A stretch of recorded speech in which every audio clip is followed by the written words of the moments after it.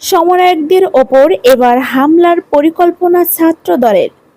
বিচারের বিরুদ্ধে বিক্ষোভ, এবার বৈষম্যবিরোধী ছাত্র আন্দোলন। জাহাঙ্গীরনগর বিশ্ববিদ্যালয়ের অন্যতম সমন্বয়ক আব্দুর রশিদ জিতুর ওপর হামলার পরিকল্পনার বিচার সহ ৩ দফা দাবিতে বিক্ষোভ সমাবেশ করেছেন শিক্ষার্থীরা।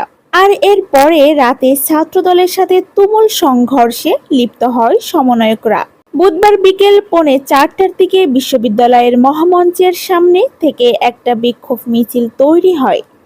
মিছিলটি প্রশাসনিক ভবন এবং আপামর কামাল উদ্দিন হল সংলগ্ন সড়ক ঘুরে বিশ্ববিদ্যালয়ের বটতলায় যেয়ে শেষ হয়। সমাবেশে বৈষম্যবিরোধী ছাত্র আন্দোলন জাবির সময় সমন্বয়ক হাসান লাবিব বলেন, আমরা ছাত্রলীগকে ক্যাম্পাস থেকে তাড়িয়ে একটা চাঁদাবাজ নৈরাজ্যহীন সুন্দর ক্যাম্পাস করার চেষ্টা করছি। তখনই আবারও অছাত্ররা অস্থিতিশীল করার চেষ্টা করছে।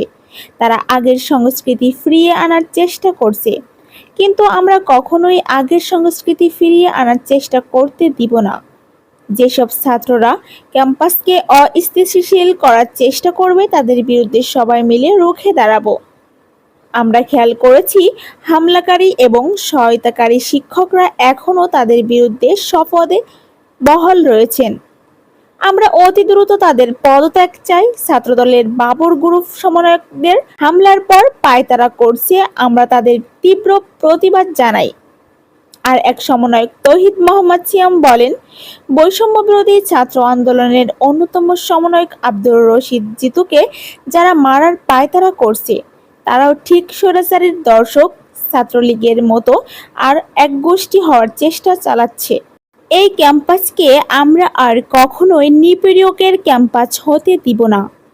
এমনকি তার বিরুদ্ধে যদি আমাদের আবারও রক্তক্ষয় আন্দোলনে ফিরে যেতে হয় তাহলে আমরা যাব। এমন ঘোষণার পরে রাতে ভয়াবহ সংঘর্ষ হয় দুই দলের মধ্যে।